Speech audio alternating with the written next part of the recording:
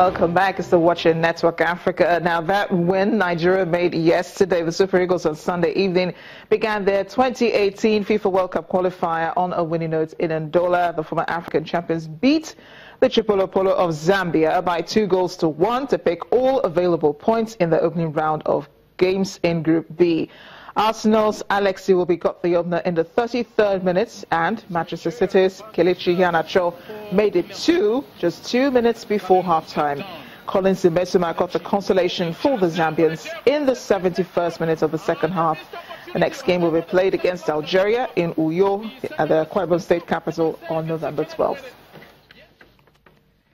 Channels TV's sports correspondent Cecilia Omorigbe, who watched the match yesterday, she wasn't at work because she had to celebrate, I guess, afterwards. You were really excited about that match, right? Yeah, definitely. You know, in a long time, the Super Eagles haven't won away from home. And then the last time they did that was in 2013. That was October, and that was against Ethiopia, a 2-1 win at Addis Ababa. So saying that, you know, after like 23 months and they win away from home, and with all the rancors and everything that was going on before the game and all that, somehow it was really a pretty one for the Super Eagles of Nigeria. Yeah. And the fact that the boys that scored, you know, Kelechi Iheanacho, Alex will be his first international debut, you know, for Nigeria, and also his first competitive goal for Nigeria. So it shows that we have a team right now. That's why a team we can call a team. I don't have that victory actually felt. It felt, you know, like having a glass of cold water on a really hot day.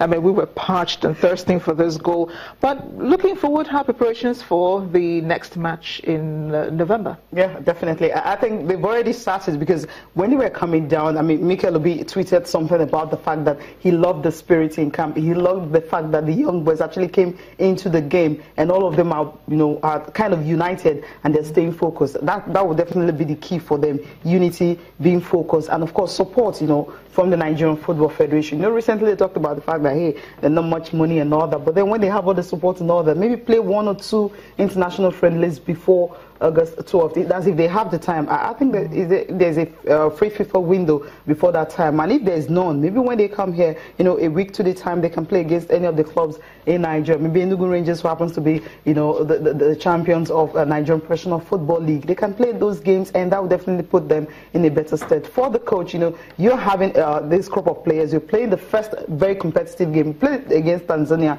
but that was like a no-brainer kind of game, because already the Nations Cup we're playing for, we're not going. So it was more like, okay, let me bring the boys together, get to know them better and everything. And this one, we're talking to one of the technical committee members of Nigerian Football Federation. He talked about the fact that they need to actually look at some, you know, loopholes, some lapses he noticed in that game, whereby you have the fullbacks, the defense wasn't really that tight, and they need to, you know, use the wing play. And also, not only that, the Zambians were physical, but the Algerians, will they be that? So all they need to do is to look at all these things. They're able to look at it and, you know, work on some of the things that happened, you know, in the game against Zambia, because we saw in the second half, I mean, it was really funny as well, because we thought they were going to equalize, it was going to be a draw, but somehow we won the game. So they have to like look at those loopholes and see how they can cover them up. So against Algeria, we definitely want to take a win there.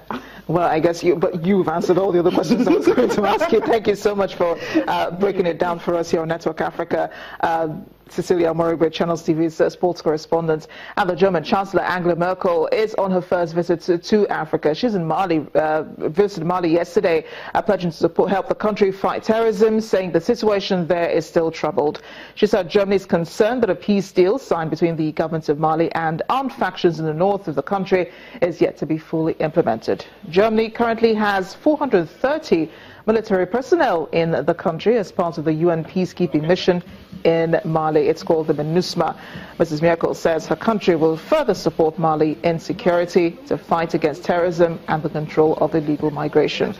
Mrs. Merkel is currently now in Niger as on the second leg of her 3-country tour. She will finish in Ethiopia, where a 6-month emergency has just been declared.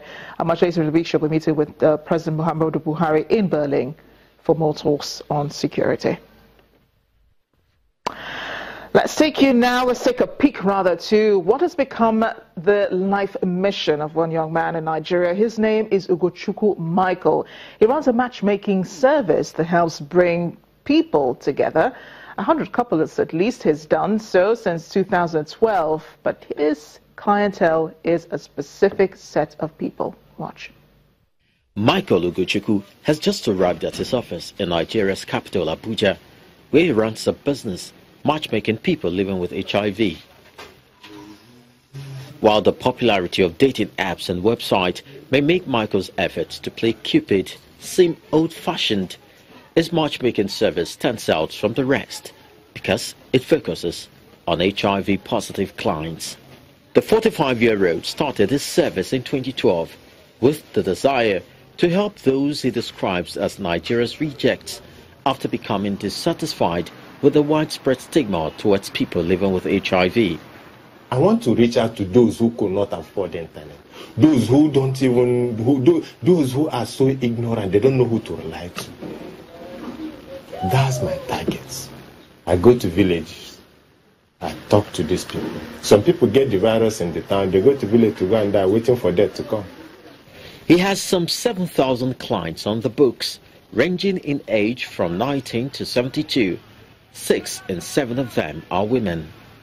Not everyone approves of Michael's matchmaking efforts. When people started tearing his banners down, Michael turned to bright red spray paint to advertise his services along many major roads in Abuja. Fumi Kuju, an Abuja resident, says the matchmaking platform is helpful because it even enables people living in different cities to meet. It's a good thing because there are some people who are kind of like shy to meet up with people to tell them that, okay, I have an HIV and I needed a good partner. But under the matchmaking, everybody knows what their wants and their needs is. For this man who is HIV positive, finding a partner through the dating service is not an option. He will rather wait to meet someone on his own. For me, the guy is trying, and he's trying to make sure that people living with HIV try to live a normal life. So he's trying to make the other person to match up so that they can have kids and other things like every other human being. But as for me, I don't need kind of matchmaking. I just need somebody that will care for me, who I am, in spite of my situation. So she just needs to love me the way I am and take care of me. By 2020, UN AIDS program wants 90% of people with HIV to know their status, 90% of diagnosed people to be on treatment, and 90% of those on treatment to have suppressed levels of the virus in their bodies. Ugochukwu Michael proving there ain't no roadblocks to love or hindrances. Thanks for watching Network Africa. I am Amarachi Ubani.